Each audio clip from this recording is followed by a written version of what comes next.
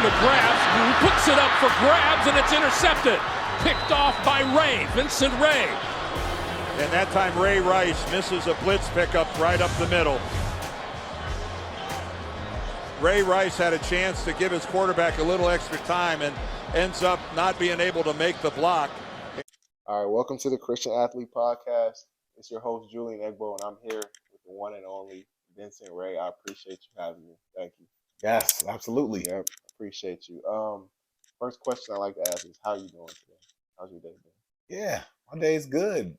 I have 3 daughters, so it's never a dull moment. You know, my daughters are young, so my older 2 children were in a camp, nature camp, and then my younger, we just hung out today, and she hung with my wife too. Okay, that's good. That's a good day. Productive day. Good day. All right, the icebreaker question I like to ask is, what was your welcome to the NFL moment? Man, that's a good question. Yeah, now you got me thinking. You didn't prep me for that, man. Let me think. Okay. My welcome to the NFL moment. Man, I'm gonna go with this. My rookie year, we're playing in our last game, and we know it's our last game because we're not playoff eligible, right? Yep. So we're playing at Baltimore. Maybe it's like New Year's Day. And we get announced, we run out, and in Baltimore, at this time, they had legends on their team. And they're announcing some of these guys, Todd Heap, Ed Reed, some of their, famous defensive linemen, and then Ray Lewis, right? Boy. So they say Ray Lewis. Now the crowd goes dark. And he comes out and he does it. So if you know, so didn't know if you knew that because I'm older, but he had this dance he would do, and he does his dance. Yep. And the funny thing is, when he comes out there, he would grab some grass from the ground and throw it in the sky in his dance. But at this point, it was a turf field. Yeah. So they had like a little patch of grass, like a little baby patch, just so he could pick up some grass off the ground and throw it in the sky. So he did his dance, and it was the crowd was going crazy, man. And it was just looking across. I'm like, man, that's Ray Lewis. I think at that time he may have been like year 14. And just to go against him, play against him, that was it was special. Yeah, I bet. That's a great one. It's a great moment right there. Next question I like to ask is, when did you give your life to Christ? Did I give my life to Christ? Great. I made a confession of faith for Christ when I was, I couldn't tell you the age. I was before maybe 9, 10 years old. Okay. I remember being baptized at 12. I remember understanding that baptism, as we understand, baptism doesn't save you. It's an outward declaration of an inward transformation. Right. You're just declaring and doing what God already did on the inside. Absolutely. So I remember understanding that. Yep. And walking in God's ways. But I remember getting to college, and I was not always walking in the Lord's ways. Yeah. And one of the things that we say at my church, I said we, but one of the things we say is, if God's not Lord of all, then he's not Lord at all. So he needed to be Lord of all my life. It was time for me to grow and submit to him. So in college, I was able to get involved with a campus ministry, which was great. It was great, man. And on top of that, I had a team chaplain who mentored me the entire year. We met once a week, every Monday in his office. And it was a great time. It was just one-on-one. And he was asking tough questions, just man to man. And one of the things that he did, it's more practical, but one of the things that he would say was, "Hey, you're almost out of here, Vinny Rey." They used to call me Vinny. So he'd be like, "You're almost out of here, Vinny Rey." And it was good for me because it made me uncomfortable. Yeah. He was always saying, "Look, you're not going to be on scholarship anymore. That's going to be over. Yeah. Like very soon. What are you going to do next? Are you going to go to grad school? Are you going to what is your next job going to be? You need to be thinking next step. Mm-hmm. And even marriage. Are you preparing now for being married? Yeah. Even though at the time I didn't even have a girlfriend. Yeah. He just always had me preparing for the next thing. Yeah. And I was grateful for that. Amazing.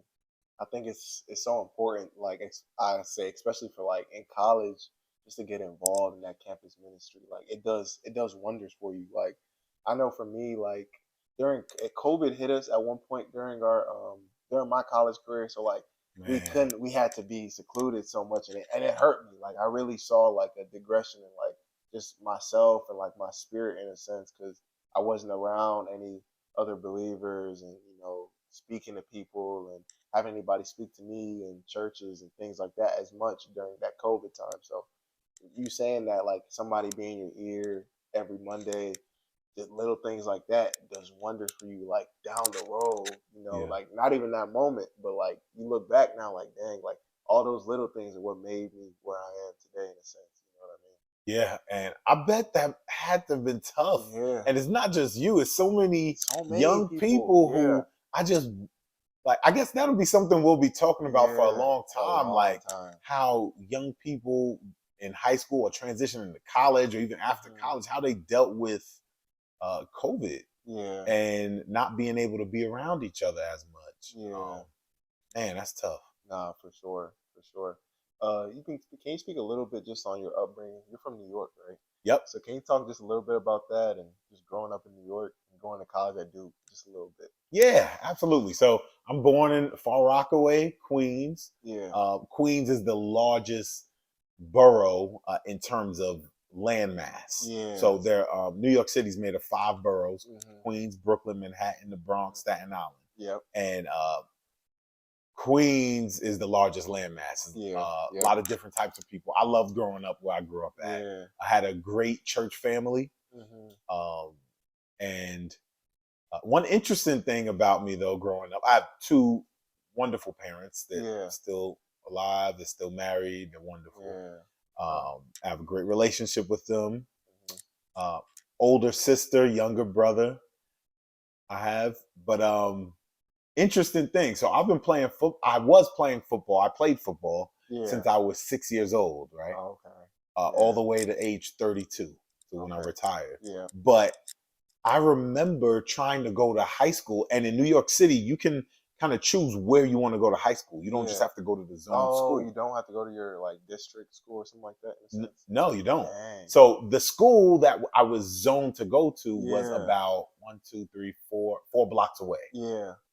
And the graduation rate at the time of me enrolling in high school was in the 30 percentile. So that's not where we wanted to go, I fully understand. So even though a lot of my friends had gone there from my neighborhood, but I ended up going to a school called Bayside High School, which was 2 hours away. So every day I traveled, I took 2 trains and a bus to school every single day. And it was a 2-hour travel to school. So I left the house at 6 a.m. the latest every day. Every day in high school. Through high school. Wow. And then, by the way, I'm getting back later too. You're getting back 2 hours. 2 hours. So back. if school's over at 3:30, we have practice. Practice ends at 5:15, 5:30. I'm getting home at like 7:30. So that's an interest. That was something about being in New York City. Yeah. And here's the thing: most of the guys who played at my high school, played football there, they were traveling close to an hour at least. Yeah. From the neighborhoods we were coming from. Yep. So that's being from New York, man. And then going down to Duke University. I actually went to a prep school for a year before going to Duke. It was called Mercersburg Academy. Okay. It's in Mercersburg, Pennsylvania. It's several thousand people in this town. So that was a big change going from Queens, New York to a small town. New York is busy all day. All day. And you go from that to a city that never sleeps, almost, and then literally that's cornfields, different like lives. All those cows and all that stuff. Nah, that's crazy. So, but it academically, that's prep school really helped me for Duke, because Duke Yeah. was academically was a beast. Yeah, I bet. It's a private school, isn't it? Yes. Yeah, so I assume that's difficult to go to school there. But I'm sure you guys had a lot of resources and people helping you guys throughout. So Absolutely. We had those focus groups. yeah, So you know, you make get sure there. you was on the field, no issues in the classroom. Exactly. Yeah. So, and here's the thing: a lot of the guys at Duke, they were really competing in school. Yeah. So Oh wow. competing to do their best in education. Mhm. I mean, we weren't like the top students for sure, but yeah, it was. You guys weren't slacking. We weren't slacking, and we couldn't. But that was also the place I met my wife, Noelle. Yeah. Oh wow, that's amazing. Great story. So another question I want to ask is like, how do you go from being an NFL starting linebacker to being an NFL chaplain for the Bengals? Like, that's so broad. Like, I just want to touch on that a little bit because, like, it's like I was thinking about it like before, like coming for this interview. I'm like, you go from being somebody who's on the team, everybody looked at, oh yeah, you're just one of the guys, and then now you're like preaching for people, speaking life into them, speaking like, mission, like as a missionary in a sense too, like, onto people's lives. Like, that's a huge role change from being an athlete to now being a chaplain. So, like, really talking that, because I commend you on that. That's amazing. It's a big role change, and I'm still learning. I'm still adapting. This is 2 years now that I've been a team chaplain. Yeah. And so it's different. You go in there, you work there. When you're a player, you work there, you have your locker. Yeah. You feel you belong there. Yeah. But as a chaplain, you're a guest in there. So chaplain's like a team pastor in a way. And not just the players, but the organization. Yep. So it's a unique role, and I love that I don't have to do it. I get to do it. Wow. So I love what I do, and just to bring you in behind the scenes a little bit. I deal with the spiritual needs of the players. It could be, somebody would like premarital counseling. My wife and I, we do that together. Yeah, I'm talking about that a little bit. Yeah. Conducting weddings. We've done 4 weddings this past year. Last year. Yeah. And then like whether it's like a time of chapel, a time of reflection, a Bible study, a time to serve in the community. What one organization will pack clothes or food to send locally or internationally. So we get involved that way, because I want them, like, as a player, I think they need to be doing things outside of those of playing. It brings life to you. It does. As a follower of Christ, you get to use your platform for His glory. And it doesn't always have to be public. It could be behind the scenes. Yeah, exactly. But I want to make sure that, learning the Bible or Bible study, that's vital, absolutely.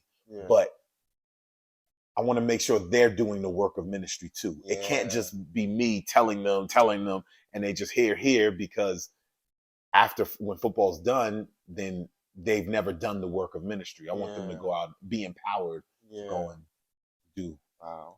Yeah, that's so important, I think, because it is bigger than just, just going through the normal day of your Bible study or right before the game or things like that, but doing things outside the field to help others. That is, like, I like what you said about, like, it's enriching, like, to your spirit. Like, you get a different piece, like, when you go out and you actually go help people that are actually in need, and you were able to do it. And I also like what you said. Like you said, you don't have to do the job, you get to do it.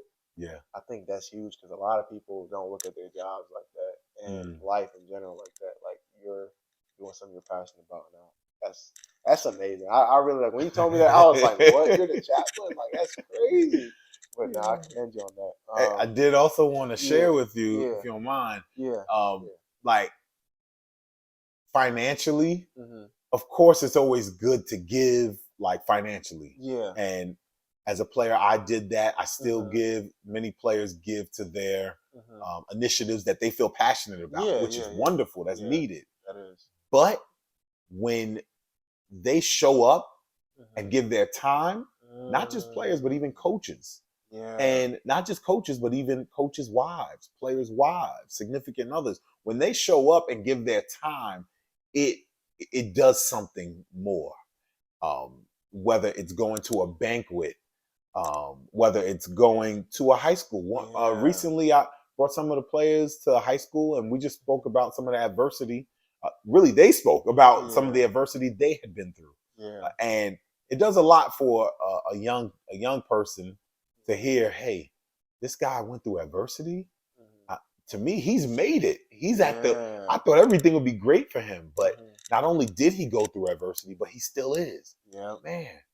Maybe I can fight through. So it's they're using their platform, and I'm glad I kind of just get to be a cheerleader and get to facilitate those things. Yeah, dang, I never thought about it like that. But yeah, it is one thing to give from home, but when you actually put your time into it and go and actually be there, it does something to people for sure.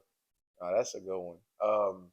Another thing I would like to add, this is a good one, is so as a professional athlete, the rigorous practice schedule is insane. Like, and you're doing this since you said 6 years old. So you've been playing football since you were 6 years old, practicing every day, giving it everything you have. How do you go from that to now when you're done playing? And now, like, how does that adjustment? How was that for you?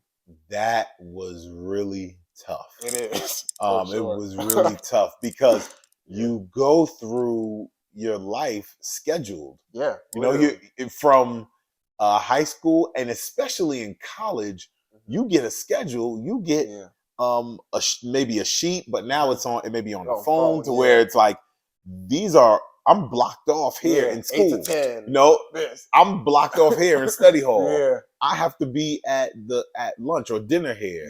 I have to be at the study group. This is practice. This is time I have to get in the cold tub or ice tub or rehab my body. And in the National Football League, and I bet in other professional leagues, it's the same way where, hey, I'm at the stadium. I'm always training. I'm always doing something. And on my off day, I need to get a chiropractor, massage, acupuncture, all different things. So it's having that kind of schedule. It's like it kind of helps you just having a schedule, and then when you're done, now you kind of don't have to do anything. Maybe you're financially set for a time, or that you don't have to work.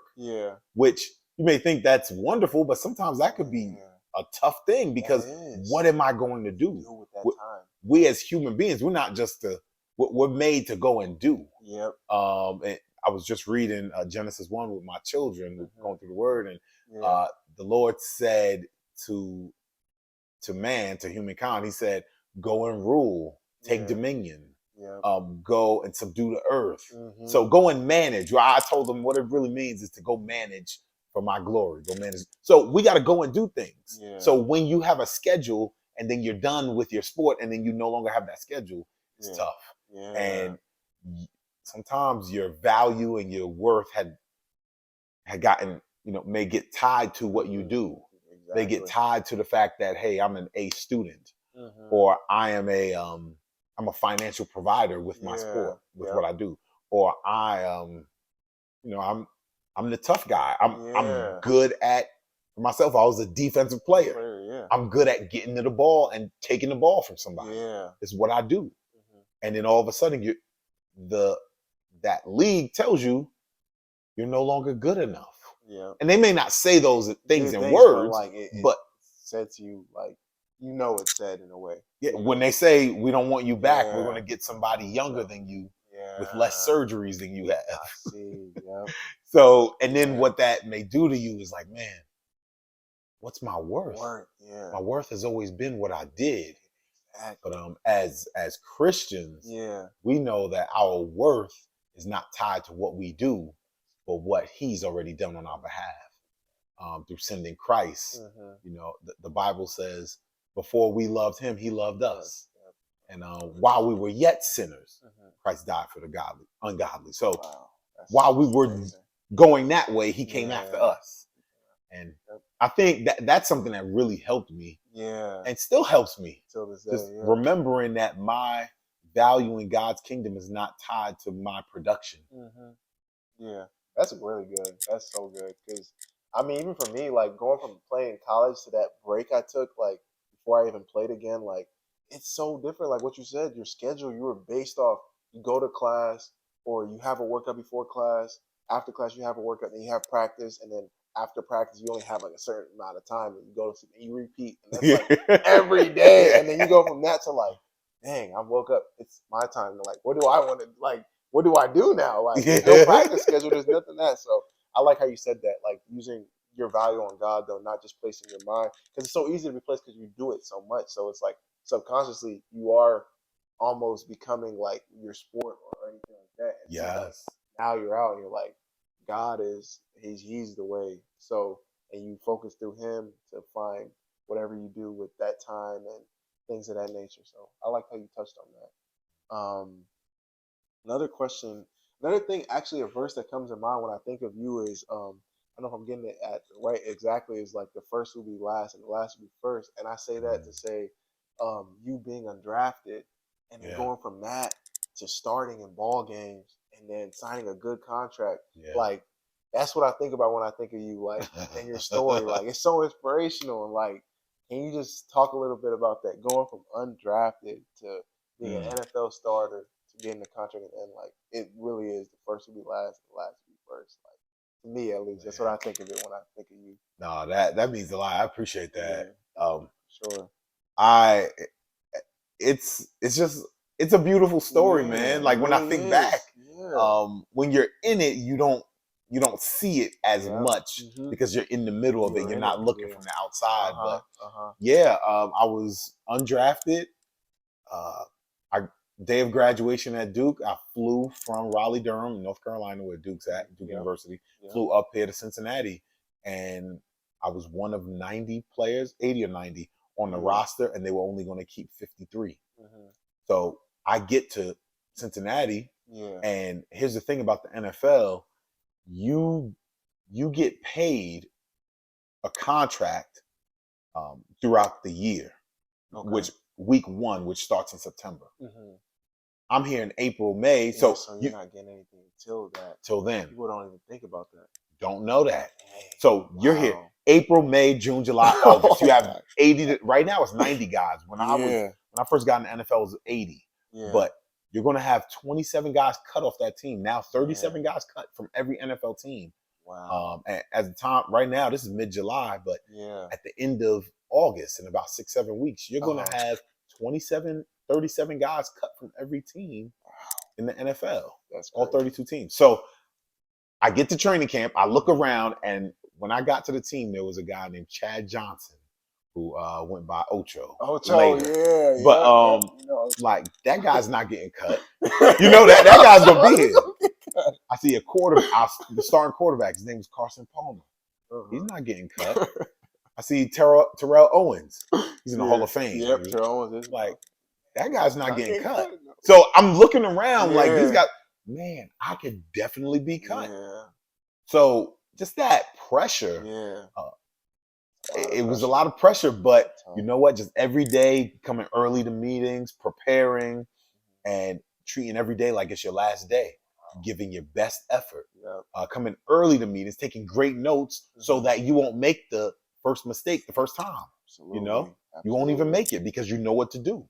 And coaches, they're not just going to put you in games if you don't know what to do. It's no way. So you have to earn their trust, not on a practice field, but in the meeting room. First, they're going to ask you, do you know, like, hey, what do you do in this situation? If you don't know, you may not even get repetitions in practice. So you need to know what to do in the meeting. Then you may get a rep in practice.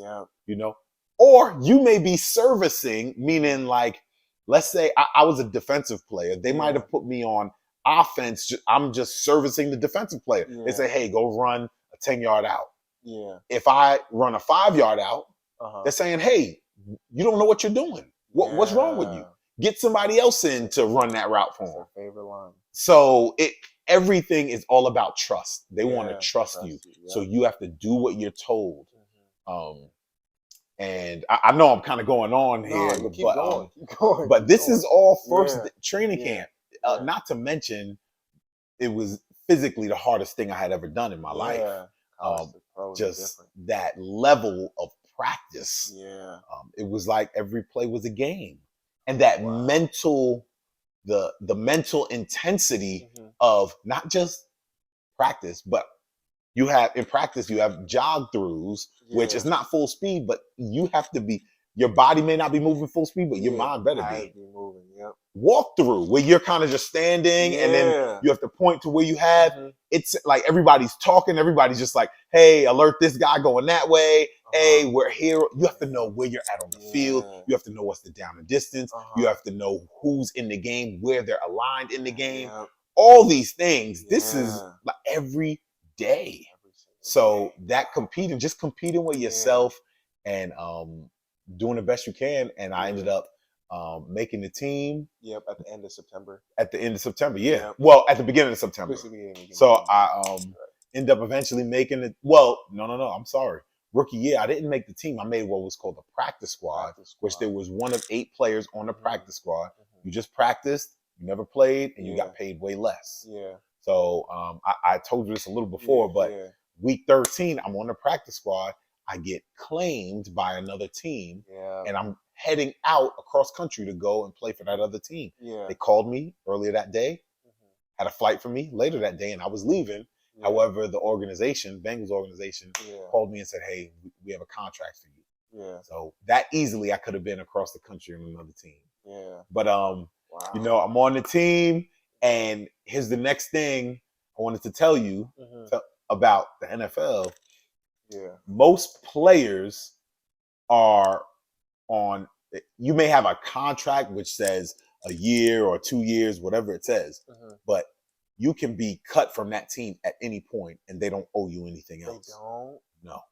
Wow, I didn't know that. No. So that's crazy. It's week to week. Yeah. So you have to be locked in every single day, like what you said. And it starts in the film room. It doesn't even start just on the field. It starts in the film room. Work your way out. Wow, that's crazy. And here's the thing. The guy you're going against is the same way. So one of you guys have to win the battle. Yeah. And every day. I've seen guys in games miss a block, and the next day his locker his name tag is gone. There's a new name there. What? That quickly. So here's another thing. Tuesdays are the off days generally in the NFL. That's the one day you generally don't have to be in there. But on Tuesdays, at least with the Bengals organization, when I was a player there, there would be players that were free agents that were coming in to work out. The team was working them out. Yeah. Because the team is always trying to get better, as they should. But as a player, they're bringing in players at your position because they're trying to essentially find the new you. When you have too many surgeries, or you get a little too old, or you're just not performing as well, somebody's going to take your spot. And that's the nature of the game. And usually, and I know I'm kind of skipping 9 years, but usually the league tells you no before you say no. I see. And so that's 9 years, man. And it just flew by, but it was competing every week.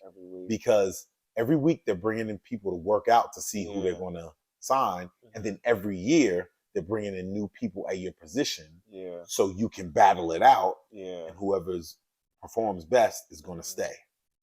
So I went on a long time there, but it's a league that I have the utmost respect for because the best players play. And when you see a player who's like really good, like some of the top players in the league, they are competing every week, and they're just that much better. Because to be great every week and every year, you're special. So that's what it was like for me, and it's a beautiful story of God's goodness. Because I know that I can control what I can. At the end of the day, it's up to God. Yeah. And I missed 2 games in my career from injury. Only 2? Yep, played over 100 games. Wow. And of course, I did my part. Yeah. Stay hydrated, try to eat right, try to get stretch. rest, stretch, chiropractor, Yeah. massage, all those things. Yeah. But at the end of the day, praise God from whom all blessings led you through everything. Led me through. Yep. Wow. So testament to hard work, honestly, and just being locked in and having God on your side to push you through, take you over the edge.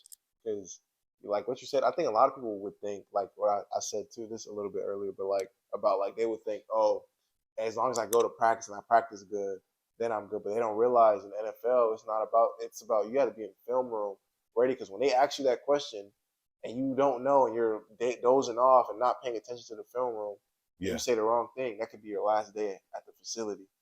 So that's so rigorous. I didn't know all of that. That's crazy. That's a testament to your hard work too, leading you through, and obviously all the ups and downs. But eventually it worked out for you, and you were in the band for 8 or 9 years, right? 9 years. 9 years. Wow, that's amazing. Can you speak a little bit on the highs and lows of the sport? Because the sport has a lot of highs and it has a lot of lows. And I know for you, being playing and going from undrafted, and I know some days were some lows and some days were some highs, and you know it all. Just talk about that a little bit. Yeah. So I would say the highs. It's sad to say, but the highs are when you win. The lows are when you lose. Generally, yeah. True. You know, if you lose one, I heard it said this way: if you lose one game in the NFL, it's bad. If you lose 2 in a row, it's like the sky's falling. Yeah. Everybody's looking for a reason why. Which coach is the reason why? Which player is the reason why? But some of the highs are great too. And for me, what made it such a great thing, the highs, is when you are with others accomplishing a goal. You know, because football is so much tied to other people, which I think is the same as in our walk with Christ. Yes, we walk with Christ, but we walk with each other.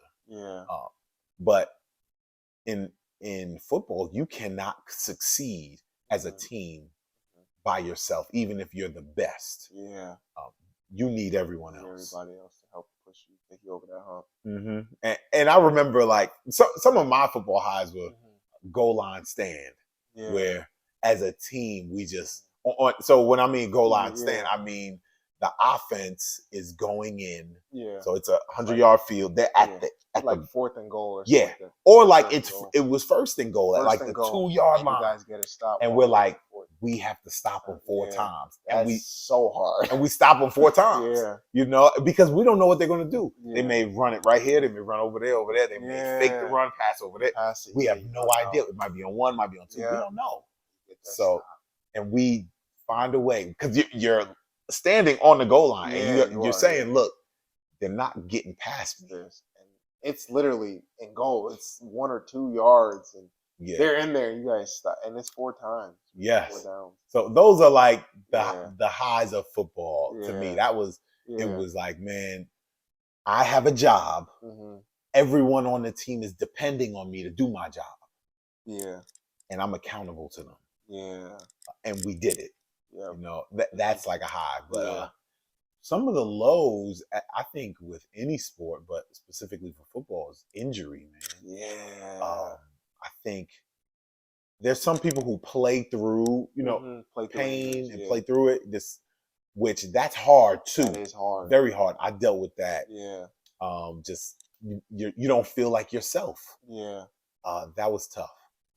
But not being able to even be on the field, let's say you're in a training room, you got a serious knee injury or a serious ankle injury, that's got to be tough. Because you're, one thing is like, man, I'm injured. Am I ever going to be back to what I was? And another thing is, hey, I'm injured, and while I'm out, another player is playing for me, and I wonder if I will ever get my spot back. So Mm-hmm. there's some high highs, but there's some low Low lows. lows. So you have to have something that you can hang your hat on. Yeah. And of course, our faith we can hang Yeah. our hat on. On that for sure. I think that's the biggest thing leading into it. Like, I heard a podcast once of a player. He was saying, like, when you go on the court, you play with an audience of one, and that's God. And just if you focus on that and not focus on all the external factors, like, it helps you go through it. Even though it is still, sometimes it does feel like highs and like some serious highs and some serious lows. But like, if we hang our hats on God, keeping us through the whole time, I think we'll all be okay. You know. So just knowing that too, I feel like for a lot of guys, I know for me, I just put so much pressure on myself. Like, coming in sometimes, like, oh, I gotta do this, I gotta do that, and then later on, like I'll say like my last year of college, like when I was like, you know what, like I'm just gonna go out there and just control what I can control, pray, give all glory to God, and just play for Him, and not play for any stats or any this or that that might interfere with that. You know what I mean? And just focusing on that as my goal. So, but nah, you are right though. There were some serious highs and lows though in the sport. Can we just talk a little bit about? It's so hard. I feel like, and you touched on this a little bit earlier, like when you were at Duke. Like, it's so hard sometimes to stay on track with God, especially at younger ages. And I know you talked about having campus ministry, but can you just talk a little bit about that? Because like I feel like some Christian athletes, like, there's so many distractions. Like, you come into college or even the pros, and it's like so many people wanting to come at you in so many different ways, and there's so many easy like things to do that are not righteous to God. You know what I mean? Yeah. And those moments of being, on a sense, so high and above a lot of different people. So can you just talk about like maybe some key ways on how to stay focused during all the distractions that might present itself? Because they definitely present themselves, especially when you're playing in sports, and everybody wants to be around you or see you or watch the game. So can you talk a little about that? I think what you just said at the end is important. Everyone wants to be around you. Everyone speaks highly of you. Everyone is looking up to you. Yeah. That is a dangerous place to be in. So dangerous. Because we're not meant to receive glory. Yeah. We're not meant to be worshipped. God is the only one who is meant to be worshipped. He's due that. Yeah. So when people are always patting us on the back and telling us how good we are, it's dangerous. So dangerous. Because pride can get in there, and which pride is saying, I want to do what I want to do when I want to do it. Yeah. And that is anti what the Lord is about. Yeah. I would say to stay put. Is one thing I used to say, stay connected to the source. Yeah. The source is the Lord. Stay connected to Him. Yeah. How? Well, there are ways you can stay connected to Him on your own. Discipline yourself to put in your regimen that I'm going to get in God's word. Yeah. Because we hear from God when we get in His word. Yeah. Now, He can speak however He chooses to speak. He can speak to us through dreams. He can speak to us through teammates, through relationships, significant others. But He primarily speaks through His word. So get in His word on the regular. How can you do that? Can you read the verse of the day every morning when you wake up? Can you read a chapter in the Bible? Can you read with others? I have the Bible app, and I do different plans with other people, like on the Bengals team. We go through plans together to stay accountable.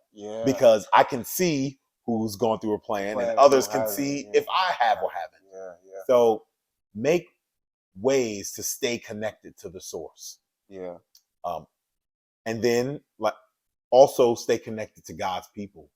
And you had said just what you went through during COVID, not being able to connect with God's people outside of the basketball team. I would say to make an effort to connect with God's people, even though they may not be on your team or at your job, but take initiative there. Make an effort. If you're My father-in-law would say, "You throw a hungry man a snake, he's not gonna throw it back." Kind of sounds bad, but like if you're hungry, you're gonna find a way. Yeah. So find a way to be around God's people because it's life-giving. Yeah. And you may need to, sometimes we're gonna need to be encouraged, and we also need to encourage others. Yeah.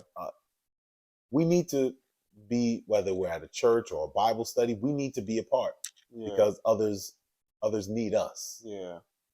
That's really good advice for any listeners, and honestly myself too at times too. I feel like you need to definitely stay attached to others as well. As busy as your schedule may be, just you gotta make time for God. That's the source, like you said. So yeah, that's really good. Can you also talk about this? This is just some advice for viewers like myself and others, maybe like somebody who's trying to be in a godly relationship as a godly man. Yeah, And get some advice to somebody like that who's trying to get into that realm and a relationship and doing things the right way and to honor God and all that. Absolutely. Yeah, I love it. And everything. Yeah. I love it, man. So I would say number one, kind of just spoke about it, but make God your pursuit. Pursue the Lord. Hunger and thirst after Him. Yeah. Desire to be righteous in all your dealings. How you treat all people. Yeah. Try to treat your boss the same way you treat the janitor or the person who people perceive to be at the bottom. Yeah. So be a godly man. And as you're running after God, look for those who are running with him or running for him too. Sure. I would say that because I've done counseling for multiple couples, premarital counseling, and I would definitely say you want to be what we call equally yoked, meaning you want to be going the same way. A yoke, I believe this is how a yoke is. It goes on the neck of at least two animals. So if you're unequally yoked, that means I want to go this way, that person wants to go that way. So that's hard. That is extremely hard. That's extremely hard. That's very difficult. That's extremely difficult. So I would say there's godly women out there. I know that. And there's godly men out there for women who are pursuing that men. So I would say run after the Lord. Look who's running for the Lord too. And get out there. Get out there. Like go to different events. Like show up at church. Speaking for to the guys, there's women at church. So go to. I mean, that's not the reason we need to go to church. Hold on. But they're there. Yeah. So man, and of course, so look for those who are running after the Lord, who love the Lord. Of course, you have to. I would say you want to be attracted to her. You want her to be physically attractive. Like we're speaking as men, we want that. You do. But there better be something on the inside too. There better be. That's got to be it, because beauty fades. But a woman that loves the Lord is to be praised.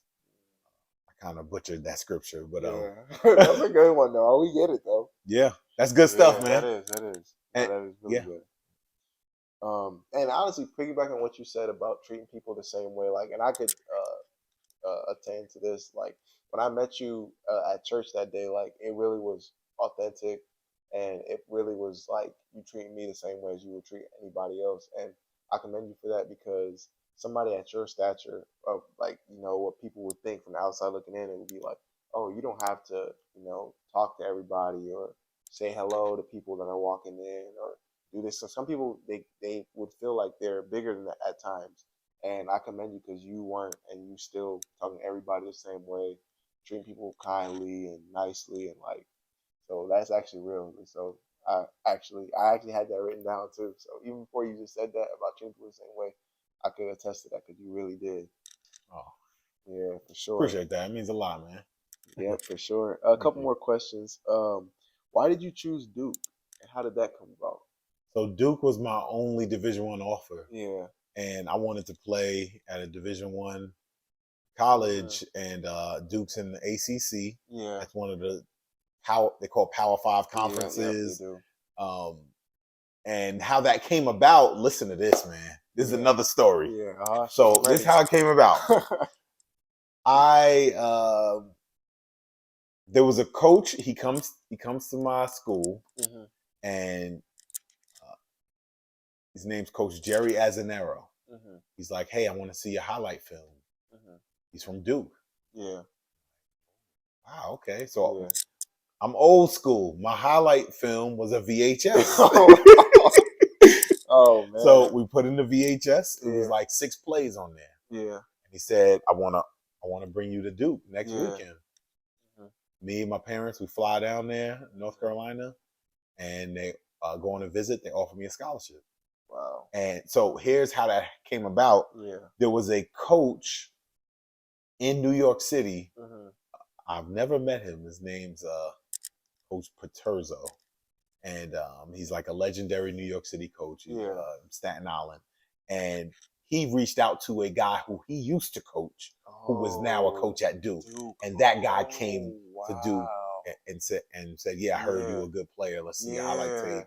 And then you watched and then went on a visit, got the offer. Did you commit there? Like you just knew you were going there right away? Right away. No UNC? They didn't offer me, man. Nobody knew I existed, man. So that's how I went to Duke. Yeah. Funny story, not funny, but sad story about Duke. Maybe funny, but my first 2 years in 24 games, we won 1 game. We won 24 games. We went 1-23. Wow. First 2 years. First year we were 0-12. Second year we were 1-11. Dang, that's crazy. Talk about adversity. Adversity was crazy. Oh my gosh! Wow. Losing, man. He still had to go to practice and scout team and everything to go out there and try to win a game. Dang, that'd be hard. Oh, it was embarrassing. Yeah. We would hear the students at Duke just like saying, "Man, the football team stinks, man," and we're like, "I'm wearing my football." Yeah, they didn't even care I was there. It is I guess it is kind of a basketball place. Big time. Big basketball school. Okay, last question for my quick hitters is just a quick question. It's just, what has God meant to you throughout during your life so far? Good question, man. I guess as I reflect on what we've discussed today, God has been He's been an all-seeing God and a protecting God for me. I think Romans chapter 8, verse 28, well-known verse. All things work together for the good of those who love God and are called according to His purposes. That sounds good. Yeah. But do you believe it when things get tough? When there's an injury? Yep. Can you still say all things work together for my good? So, I just look at my life thus far, and I still have some, life to live, but I look at the family I was born into and how I was raised, and I look at being fortunate enough to get a scholarship, playing at Duke University, being fortunate enough to get a chance in the NFL, let alone playing 9 years in the NFL for one team. For one team, how rare that is. That's so rare. Like I even say this may sound like bragging. I'm not bragging, but from my 4th year in the NFL, there's been the Vincent Rey Award at Duke given to the top linebacker. Oh wow! And I'm the guy. Duke was my only scholarship, and there's an award named after me. There's a guy currently on the Bengals right now who was a recipient of the Vincent Rey Award. Yeah, he's a linebacker. And I'm like, man, it's just a testament to God's goodness. Yeah, somebody from Queens, New York, a place where many people didn't know they played football, to get one Division I scholarship and to excel while there and to get 9 years in the NFL at one place. I'm just grateful. Yeah. God gets all the glory. Yeah. So he's guided my life all through in those ways. He's guided me to my wife. Yeah. I met my wife during the NFL lockout. There was no NFL because there was a lockout. So we weren't working. And I went back to Duke to stay on campus because I stayed on my friend's couch. And while on campus, I met my wife who would be graduating the next month. And I had a chance to meet her before she went to law school. She goes to law school, and then afterward, we get married. We have 3 beautiful daughters. And if there wasn't a lockout, I don't know if we ever meet. God works in so many ways. Come on, man. Like, you can't make that up. You can't. You really can't make that up. Like, no matter what you say, you can't. Wow. That's amazing. That's a great story. All right. Before we end, just a couple quick hitter questions I do before we end. First one, favorite person in the Bible other than Jesus? Oh, he said other than Jesus. Other than Jesus, That was that's good. the go-to. Song. Favorite person in the Bible other than Jesus? I think I'm gonna go with David.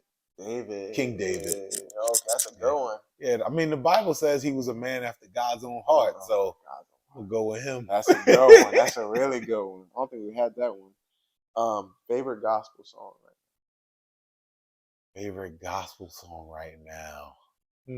Well, my kids are singing it, so it's a little older, but well, not that old, but it's Tasha Cobbs Leonard. Okay. She's a gospel singer, and one of her songs, it goes, "Fill me up till I overflow. I want to run over." And she keeps singing that. And my kids are singing. I'm not going to sing it here, but they sing. I know that song real good. I love that song. Yeah. Favorite athlete. Favorite athlete. And Vinny Rey. Man, I'd go with. I think I'm gonna go with Tom Brady. Tom Brady, that's a good one. Yeah, I've never played with him at all in my career, but I've met him just to shake his hand, or say good game or something, or before the coin toss. Played against him several times when I was a player, but just heard enough things about him. Of course, he's a great player, the most winning player, but I've heard that you don't get much better teammates than him. Wow, like that's a lot. Yeah, that's a huge compliment. Yep, I heard he loves his teammates when he was a player. So he was my favorite athlete. I'll give it to him. If you could meet any historical figure, who would it be?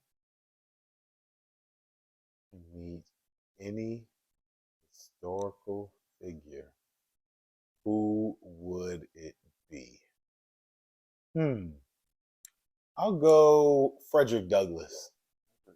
Frederick Douglass was born a slave, somehow learned how to read, and became like this abolitionist, and escaped from slavery, and became this orator, this great speaker in America. And I'll say Frederick Douglass. There's a lot more that he did that I'm not naming. But just hearing all that he went through and what he fought through, and this was a Christian man, he's a man of God, and how he continued to love his country, even though his country didn't love him back all the time. That's huge. Impressive. That is huge. Favorite story in the Bible? David already, so I said David. So favorite story in the Bible. Oh man, it's probably David's lowest story, but when David to say it's my favorite, that doesn't sound good, but what I love about that story, which to go into a little bit, David commits adultery, ends up after failed attempts at trying to cover it up with a woman who was married, has that woman's husband killed, and what I appreciate about that is, even though there was great consequences, he asked for forgiveness. Yeah. He humbled himself before the Lord. Yeah, he did. And that I love how he came back. Yeah. Came back to the Lord. That low moment. Mm-hmm. Favorite teammate you've ever had? Favorite teammate I have ever had. Some good teammates, man. Yeah, I bet. Favorite teammate. I'll say a guy named Reggie Nelson. Reggie Nelson was a safety. He made a whole lot of plays in the NFL. He had 30 plus interceptions. He played over maybe 12 years or something, maybe more. Yeah.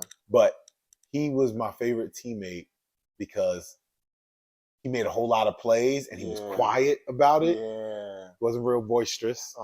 But he was for the team. Yeah. And I love that about him. Yeah.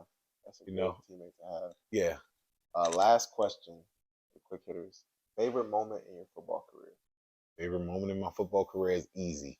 I'm playing at they call it Paycor Stadium now. That's the name of it. Used to be Paul Brown Stadium. Okay. It's the second Sunday of December 2013. We're playing the Minnesota Vikings, and I drop back in coverage. The quarterback, I believe, was Matt Castle, and I drop in coverage, and he throws it. I catch it, interception, and I score a touchdown. My only touchdown in the NFL. That was to feel the energy of the crowd. What celebration did you do? I didn't do anything. I put the ball down and I ran back because I had to be on kickoff for the next play. So that was my favorite moment. All right. Appreciate you so much being on the show. I really do. Thank you for being here. We appreciate you. Thank you, viewers, for watching. Like, comment, and subscribe. And we're out. Thank you. Yes, sir.